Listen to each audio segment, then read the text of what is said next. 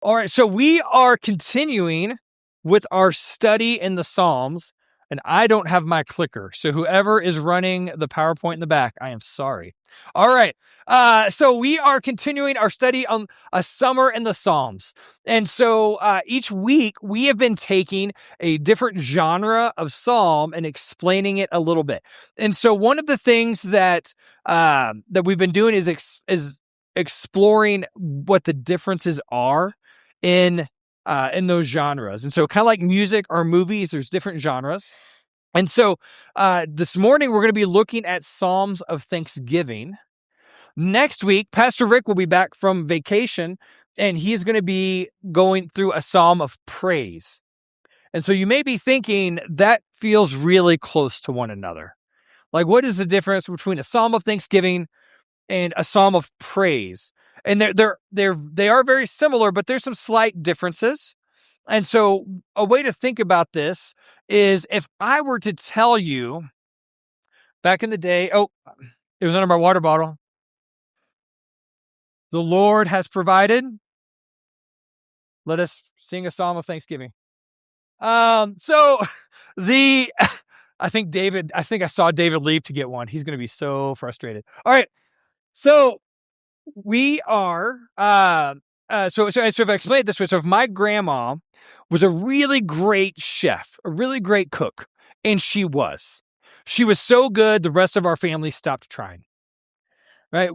And so I could tell you about how she was so meticulous with the way flavor combinations work together and how she would just try and pick apart a recipe until it was perfect.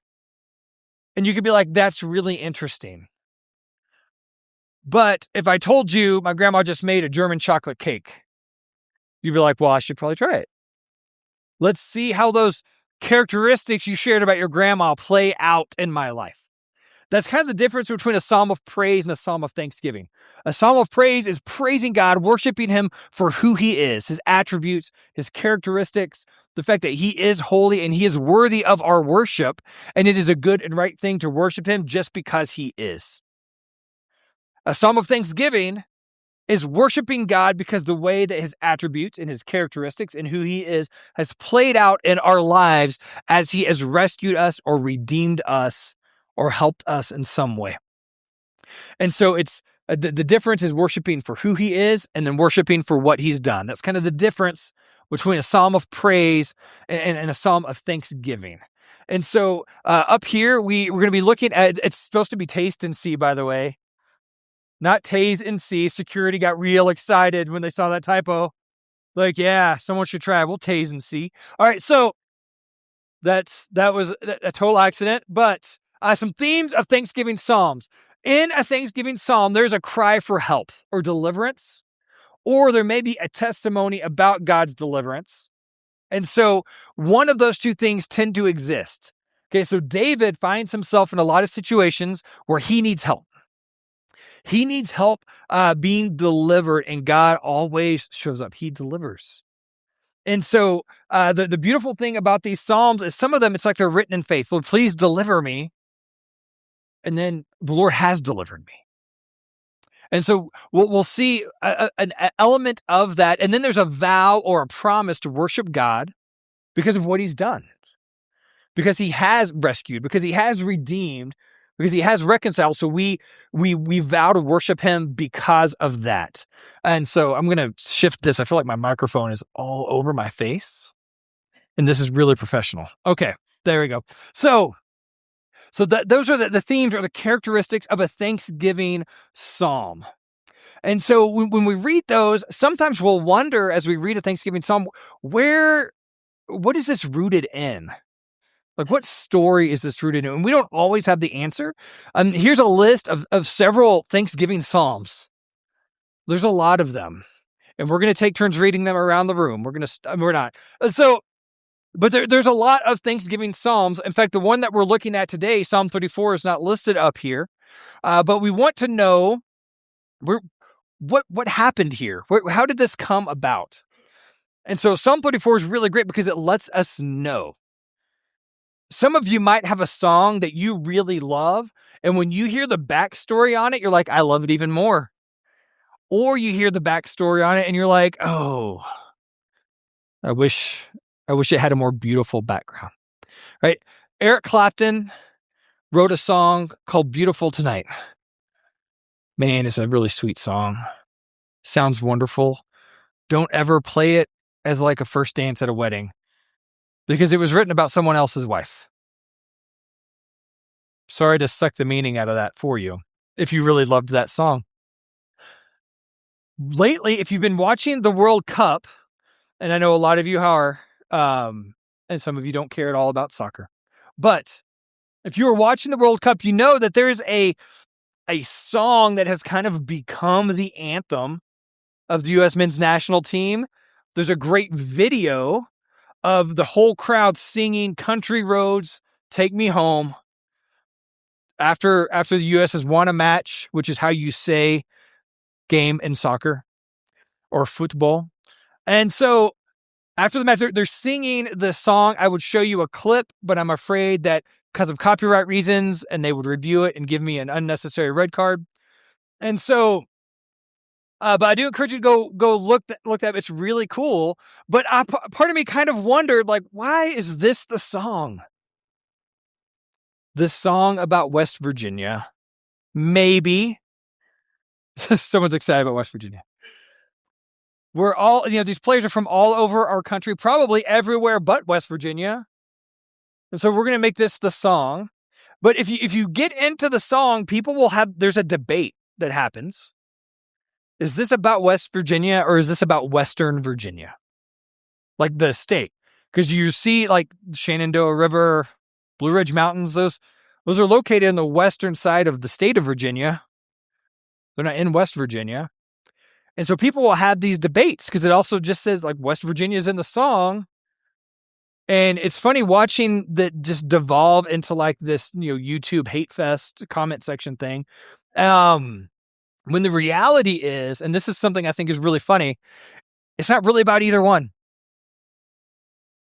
The people who wrote the song, there was two guys that wrote the song, both from the Northeast, but not Virginia or West Virginia. They were on a road trip in Maryland. And one of them was looking out at these back roads in Maryland and thinking about the back roads where he grew up in Massachusetts. And that was the inspiration for the song. But Maryland and Massachusetts are harder to work into a song. So let's find something else. We'll pick West Virginia. Maybe these places are in West Virginia. We don't know. We're going to plug it all into the song. We've made it work. We're going to pitch it to Johnny Cash, and he would have made it a banger. But instead, they were like, well, we know this other guy from New Mexico who goes by the name Denver, even though that's not his last name. He changed it because he loved Colorado. And he went to school in West Texas, Recum Tech. And we'll have him help come finish it. And then it turns into this really great song. And so then all of a sudden, when you hear like, oh, this is a really random backstory for a song that name drops West Virginia and has very little to do with it. But when you think about, well, two guys from driving through Maryland, thinking about growing up in Massachusetts, get a guy from New Mexico who went to school in West Texas, who changed his name to Colorado, it makes sense that we would sing that for the U.S. men's national team.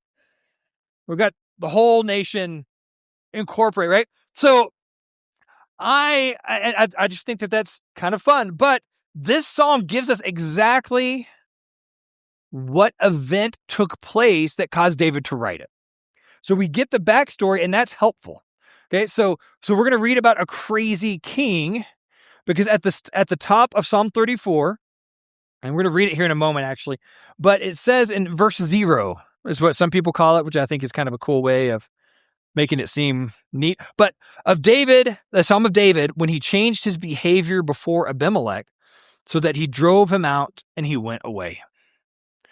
And so before we read the backstory, I want to read the song itself, the psalm itself. So if you'll follow along in Psalm 34, we're going to read the whole thing, and I know that it's long, but it's important.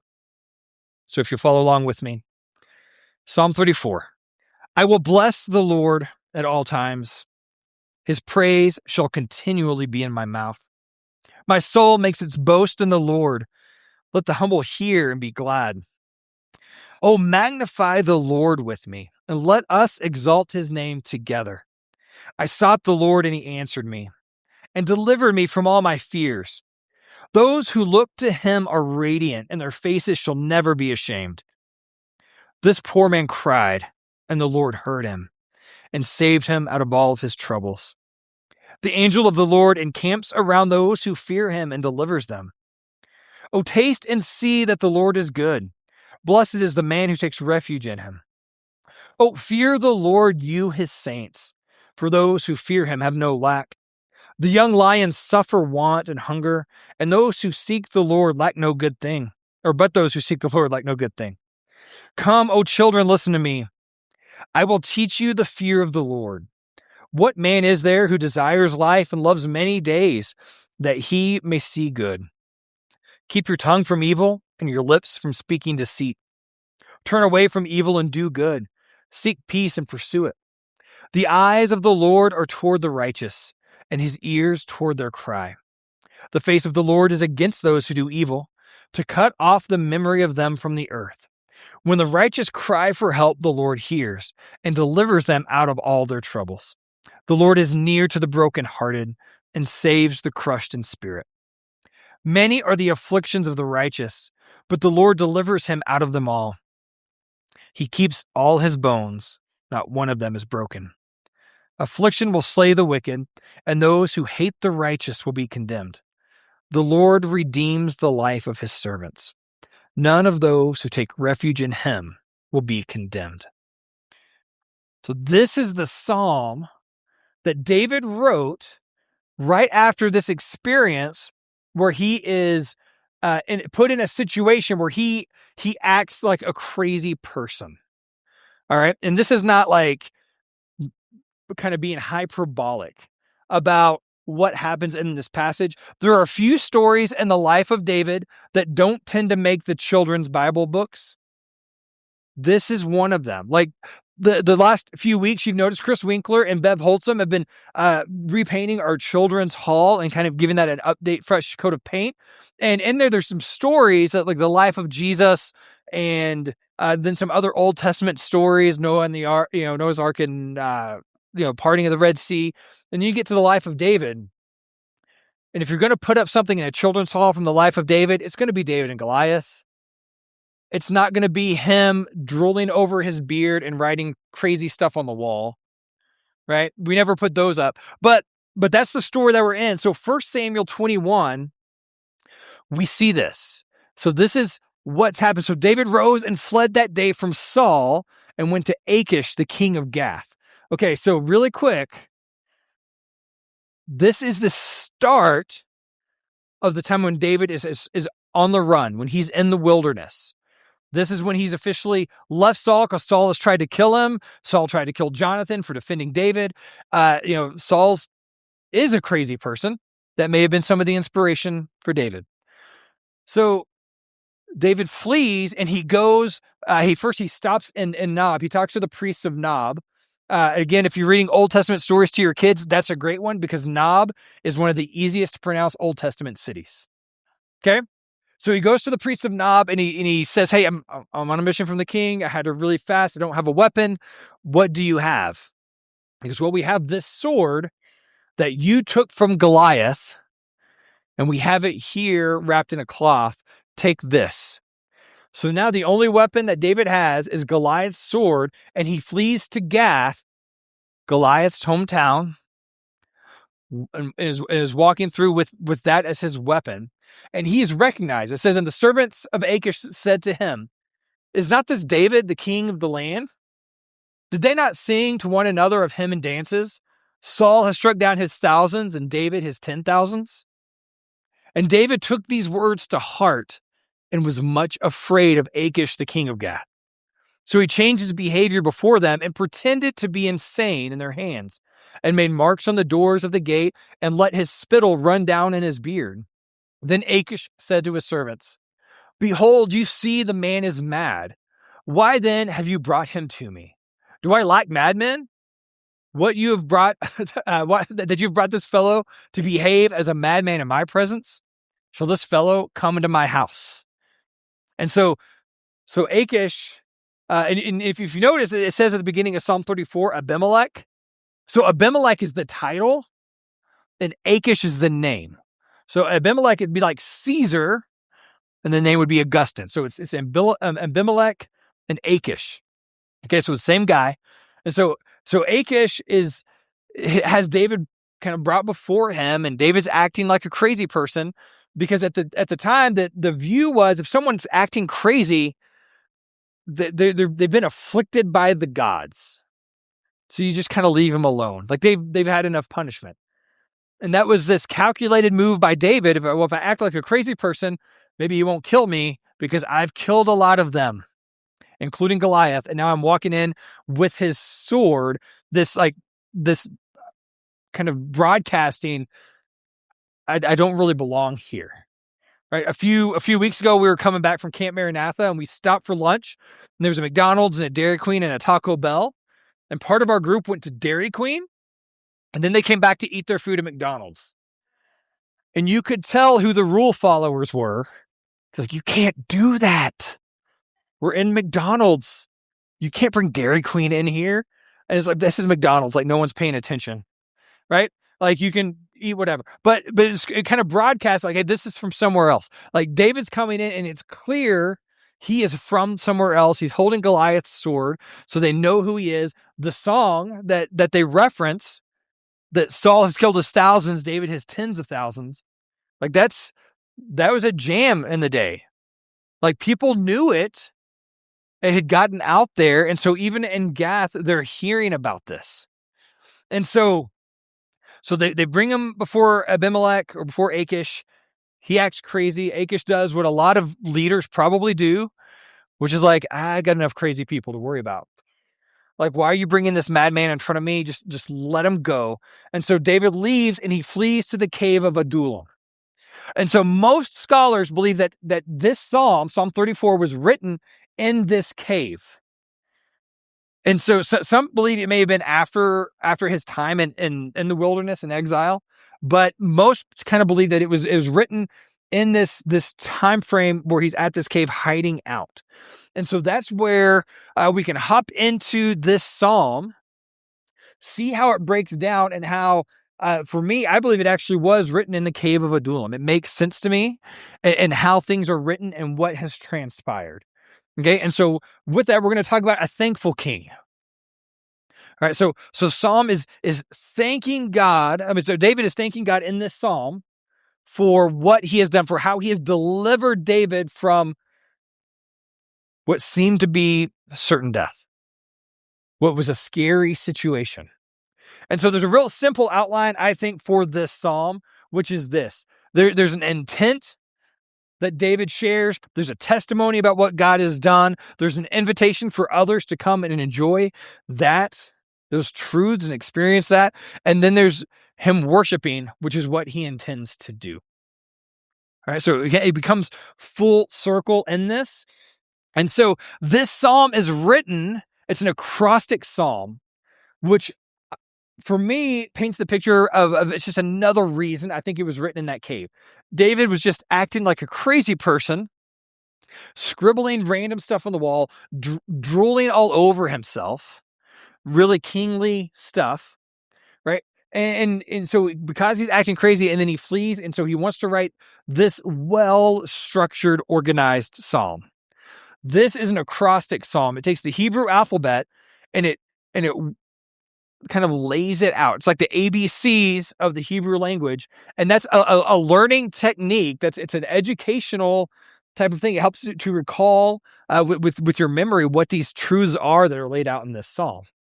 And so as he lays this out in this well-structured way in response to having just acted like a crazy person, like, he's still in his right mind. He's writing this out in this ABC format. We have this a lot, right? We'll talk about, it's the ABCs of sales, which is always be closing, right? Or the ABCs of Southern hospitality, always bring casserole, right? Like that. We have these ABCs of whatever. So this is what David's doing. It's these ABCs of thanking God for his deliverance. And so in these first 3 verses, we see his intent played out. I will bless the Lord at all times. His praise shall continually be in my mouth, or on my lips. My soul makes its boast in the Lord. Let the humble hear and be glad. Oh, magnify the Lord with me, and let us exalt his name together. So the intent is, I'm going to worship God. I want you to join me. I'm going to magnify the name of the Lord. I want you to do that with me. So, and even that the phrase magnify there, it's not, I've always loved this picture of it. It's not like a microscope, but a telescope. Right? So a microscope makes something really small seem bigger so we can see the details in it. Whereas a telescope takes something that's really big, but really far away, seem closer to its actual size. And so this is that kind of magnify. I'm going to magnify come magnify the Lord with me. Let us make much of him because he is worth being made much of. We won't even get close, but let's try. Let's magnify the Lord together. And even as he starts off, his praise will be continually in my mouth or on my lips. It's hard for me to imagine David writing this without thinking about the fact that he was just drooling all over himself, just letting spittle run down his beard, and not thinking like, I want my mouth to not overflow with drool. I want it to overflow with praise. I want that to be what's constantly in my mind and on my mouth as I'm fleshing this out. And so then after this intent is stated, verses 4-7, we see the testimony. David says, I sought the Lord and he answered me and delivered me from all my fears. Those who look to him are radiant, and their faces shall never be put to shame. This poor man cried, and the Lord heard him and saved him out of all of his trouble. The angel of the Lord encamps around those who fear him and delivers them. That term sought at the beginning, just to make sure we're on the same page, that's the Hebrew word darash. Okay, so that word is more about seeking counsel than seeking your car keys. All right, like it is. It's not. I wonder where the Lord is. It's like I'm seeking his counsel. I'm seeking him out, and he hears me and he answers me. It's not. I don't know where God is. I need to find him. That's not what's happening with David here. So I'm seeking the Lord. I'm seeking his counsel, and he answers me and he delivers me from my fears. And then I love verse 5. Those who look to him are radiant, and their faces shall never be ashamed. A lot of translations, and there's some tension over the translation and how it should be written, but there's a lot of translations that actually think verse 5 is less, you'll never be put to shame, be ashamed as a promise, and more as a command. Like, hey, if you look to the Lord, your face is radiant. Don't be ashamed. Never be ashamed, because those who look to the Lord are radiant. And so this testimony about how David cries out to the Lord, and the Lord answers, and the Lord delivers. And then it shifts into this invitation. Verse 8, the one verse that we all know from this psalm. Taste and see that the Lord is good. Blessed is the man who takes refuge in him. Oh, fear the Lord, you his saints, for those who fear him have no lack. The young lions suffer want and hunger, but those who seek the Lord lack no good thing. And he's going to go on. He goes, come, O children, listen to me. I will teach you the fear of the Lord. What man is there who desires life and loves many days that he may see good? Keep your tongue from evil and your lips from speaking deceit. Turn away from evil and do good. Seek peace and pursue it. I love this psalm. It is definitely a Thanksgiving psalm. All right, but and I know I used the same illustration a few years ago, but it's kind of like Princess Bride. It's got a lot of different elements to it, right? There's some wisdom in here. There's a little bit of imprecatory in here, right? There's worship. There's thanking God for what he's done. And so as David shifts and he gives this invitation, taste and see that the Lord is good. Don't just hear about it. Experience it for yourselves. Don't let me just tell you how great of a cake my grandma can bake. Cut off a slice, right? Like taste and see Experience his goodness. Experience it in your lives. Don't think that all the characteristics and attributes of God have no impact on your life, because he is a God who moves in. He's a God whose characteristics and his attributes inform how he interacts with your life. And so David is encouraging them, come taste and see and fear the Lord. And when we think of that shift, it can almost seem off-putting. Like, taste and see that the Lord is good and fear him. I'll teach you how to fear him. Does that feel weird to you, to think like, I need to learn to fear God? We do. And the fear of the Lord, it's not about multiplying fear. It's actually about eliminating fear. Because if you fear the Lord, if you know the God who spoke all of creation into existence, the one who rescued and redeemed me, the one who lays out all of my days, the one who rules and reigns rightly over all creation, if I fear him, why would I fear anything else? There's nothing that brings my fear, that would overrun that fear of God. And so it's this invitation to limit your fear, to know that God is the only one who's big enough to really be feared, and he loves us, and he hears us, and he delivers us, and he's our safe place. He's our refuge. And so if our safe place is bigger than all of our fears, man, we are blessed. Blessed is the man who takes refuge in him. Taste and see that he is good. And as he lays out how to fear the Lord, verses 13 and 14, they're really practical. He says, keep your tongue from evil and your lips from speaking deceit. Turn away from evil and do good. Seek peace and pursue it. And so I love this picture that David gives. He doesn't say, hey, the fear of the Lord is not doing evil. But sometimes we think it is. Like, I've turned away from evil, and so now I'm gonna navel gaze and not do anything, but I'm not doing evil, so I'm okay just being stagnant and not doing anything. It doesn't say it. It says, no, turn away from evil and do good. Like, seek peace isn't just pull back from everything and avoid all conflict. Seek peace and pursue it. The pursuit of peace might mean that there's some conflict. It might mean that there's some hard conversations as you seek peace together. Right? So David is giving these really practical ways, like, here's how you live in the fear of the Lord. Jesus in the Sermon on the Mount. Blessed are the peacemakers, they will be children of God. I love that one of the hardest things we're called to do is to make peace. And we get this promise of, but you're children of God, the one who spoke everything into existence, the only one that's worthy of our fear and our adoration and our love. You're his children. Peter, 1 Peter, chapter 3, he quotes this psalm when he's talking about how do you live in a world where you only fear God, that you only fear what God is doing, and you worship him only, and he is the ultimate in your life, and you're making much of Jesus, which means you're going to treat other people in a certain way. You're going to be kind to them. You're going to treat them in the way that this speaks to, and you're not going to worry about how they're going to view you in the midst of it.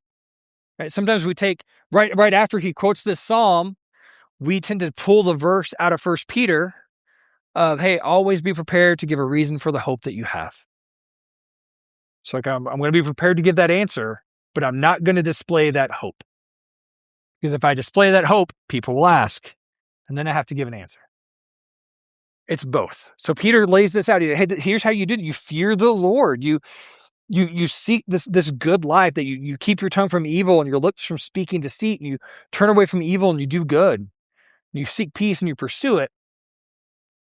And not just in 2026 Colorado, but through all of human history, people that seek peace and pursue it have turned heads. It's not the normal thing. So as we as we seek him, as we're invited into this by David, we get this beautiful picture of fear, and then that turns into why we worship him. So verse 15 to the end of this psalm says, "The eyes of the Lord are toward the righteous, and his ears toward their cry. The face of the Lord is against those who do evil, to cut off the memory of them from the earth. When the righteous cry for help, the Lord hears and delivers them out of all their troubles. The Lord is near to the brokenhearted and saves the crushed in spirit. Many are the afflictions of the righteous, but the Lord delivers him out of them all. He keeps all of his bones, not one of them is broken.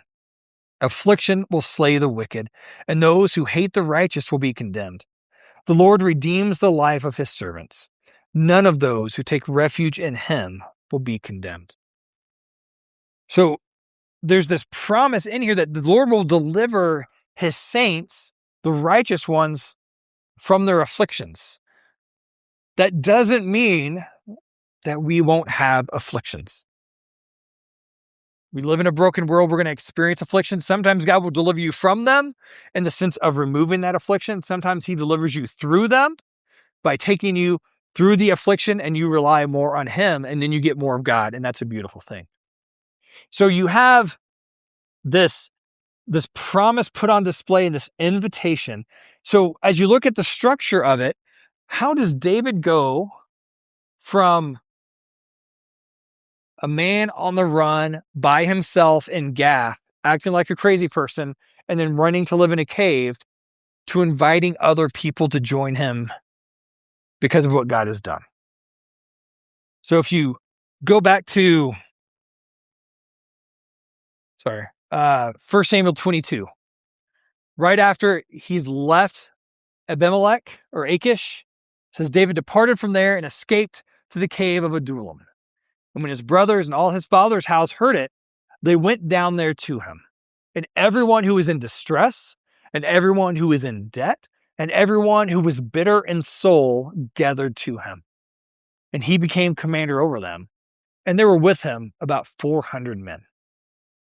So David flees to this cave. And as he's writing this psalm, or the context of where the psalm is written, this is who's joining him. People that are in debt, right? People that are, I love that it says everyone who's bitter in soul, like they're discontent, or if they're in distress. So the in debt, the distressed, the discontented are gathering to David in the cave of Adullam. And he leads them, but before leading them to battle, he leads them in worship. He says, "I'm going to bless the Lord at all times. Let us come magnify the Lord with me. Let us exalt his name together." And he shares his testimony. The Lord delivered me. And I know it's not in the psalm. I can't imagine that he didn't share that story. It's written down. So the Lord delivered me from Achish and from all these people who recognized me. And now I'm here with you. And my invitation to you is that he can do that for you. This is why we share testimony. This is what we're doing next week. When we go to Cherry Creek State Park next week and people are being baptized, we are declaring the saving work of Jesus in their lives to whoever is around. Jesus saved me. He can save you too. Jesus did this work for me. He did this work for you also. It's why we record the testimony videos, because what God has done for you is not just for you, it is for us. We need to hear each other's stories of how God has rescued, how God has redeemed, how God has reconciled you to himself. There are people that need to hear that. Both people who have put their faith in Jesus and those who haven't yet. And so our testimony is not just something we keep. We share that and we invite others into it. We see David doing just that. And so as these discontented and in debt and distressed people are making their way David invites them in to experience, hey, you're in this spot. You're in debt. You owe people. You're distressed. Like you are uncomfortable with what's happening with Saul, and you're on the run because that makes you really nervous and upset, and now you're here. Or you're discontented. I love like how the ESV puts it, you're bitter in soul. You're angry. Nothing's going right, and you're here. I want to encourage you. Don't just hear about this God, but taste and see. Taste and see that he is good. Taste and see as you experience his love and his mercy in your life, that he's worthy of our worship. This psalm is also quoted in John 19:36 says, "For these things took place, that scripture might be fulfilled," after talking about the crucifixion, that one of his bones would be broken.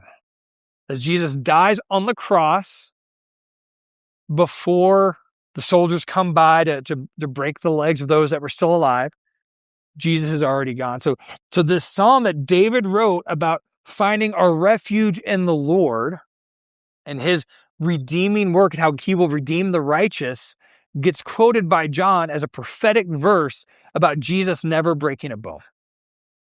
I think it's beautiful that David is pointing us forward to the cross of Christ. He's pointing us forward to what Jesus has done for us so that we can really truly say with verse 8, taste and see that the Lord is good.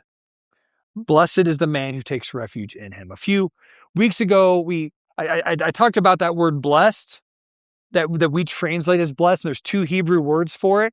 There's Ashrei and there's Baruch. And so Baruch is the like when you see someone who's blessed by God, like you're observing how blessed they are. And then Ashrei is the experience of being blessed itself. So Psalm 1 had Baruch in it. Like you can see the difference in someone's life. This is the word Ashrei. This is taste and see, experience for yourself, experience the blessedness that can come to you through Jesus, through God and only God. Blessed are those who take refuge in him. How happy are those who take refuge in him. What else would they have to fear? And so for us this morning, I want us to be reminded as we think about this crazy king. I'm gonna move past taste and see because I feel like that's gonna just throw everybody. But as we think about this psalm written by a king, even though he was actively on the run, the people of Gath recognized him as king of the land, who humiliated himself. He drooled all over himself, was called crazy, had accusations thrown at him that weren't true, so that way he could escape. We see these shadows of our redeeming king, who was humiliated and humbled. And he had unfair accusations thrown at him, and he took it. He didn't just have drool and spit running down his beard. He had blood. He had other people's spit running through his beard. And he endured it, not to save himself, but to save us. To reconcile us back to himself. He goes to the cross, where he gives up his life without breaking a bone, so we could be redeemed, so we could take refuge in him.